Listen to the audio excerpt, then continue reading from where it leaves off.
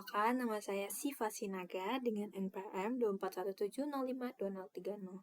Di kesempatan kali ini, saya akan menjelaskan mengenai implementasi TCP/IP pada jaringan komputer pada mata kuliah komunikasi jaringan komputer.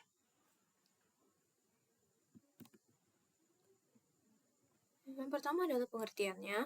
TCP/IP atau Transmission Control Protocol Internet Protocol adalah serangkaian standar aturan komunikasi yang memungkinkan perangkat komputer saling bertukar data di jaringan lokal maupun internet. Ini adalah fondasi komunikasi internet yang memecah data menjadi paket-paket kecil dan memastikannya sampai ke tujuan dengan akurat. Contoh dari vendornya itu adalah TP-Link, Cisco, dan MikroTik. Lalu, fungsi dari TCP/IP tentunya untuk mengatur komunikasi antar perangkat, kemudian menghindari ketergantungan vendor, dan menjamin pengiriman data berjalan dengan baik. Ada 3 komponen dalam TCP/IP. Yang pertama ada TCP sendiri, yaitu Transmission Control Protocol. Yang kedua ada IP, Internet Protocol. Dan terakhir ada UDP, User Datagram Protocol. Ketiga komponen ini punya peran berbeda, tapi saling melengkapi dalam proses pengiriman data. Yang pertama ada TCP, Transmission Control Protocol, yang memiliki karakteristik yaitu yang pertama connection oriented, yang dimana jenis protokol komunikasi jaringan yang mengharuskan pembentukan koneksi khusus antar pengirim dan penerima sebelum data ditransfer yang menggunakan proses three-way handshake. Lalu kedua ada data dikirim berurutan, yang ketiga data dijamin sampai, dan terakhir ada proses pengecekan error. TCP diibaratkan seperti mengirim paket dengan kurir yang akan memastikan barang sampai dan tidak rusak.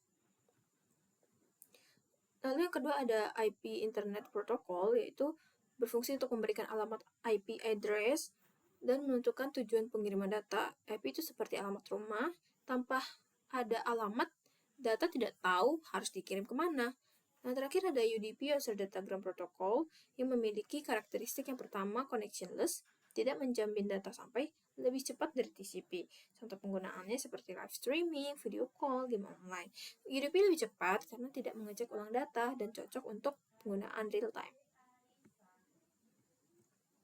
Selanjutnya ada three-way handshake yang sudah kita singgung pada awal, yaitu proses awal koneksi TCP. Yang pertama ada proses SYN, yaitu klien akan mengirim permintaan koneksi.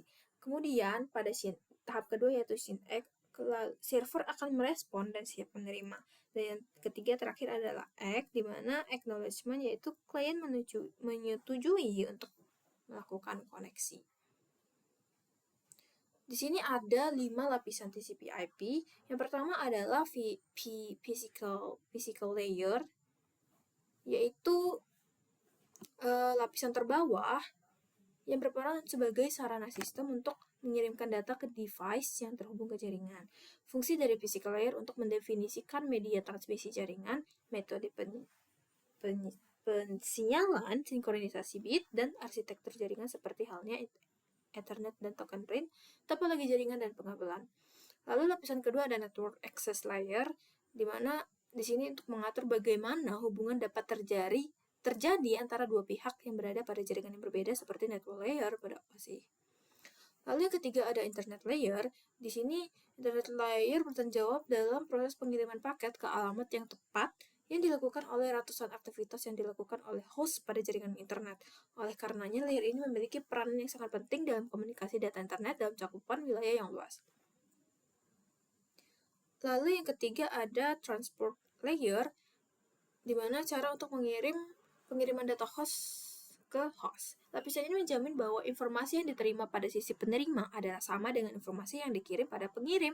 Fungsi dari transport layer adalah membuat komunikasi antara dua host. Layer ini menyediakan layanan pengiriman dan sumber data menuju tujuan data dengan cara membuat logical connection di antara keduanya.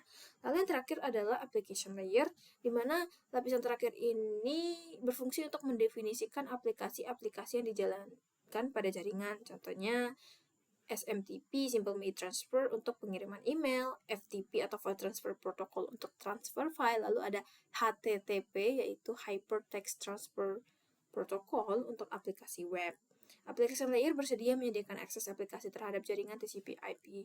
Layer ini menangani high level protocol, masalah representasi data dan dialog kontrol memungkinkan terjadinya komunikasi antara aplikasi jaringan. Lalu implementasi pada jaringan seperti apa?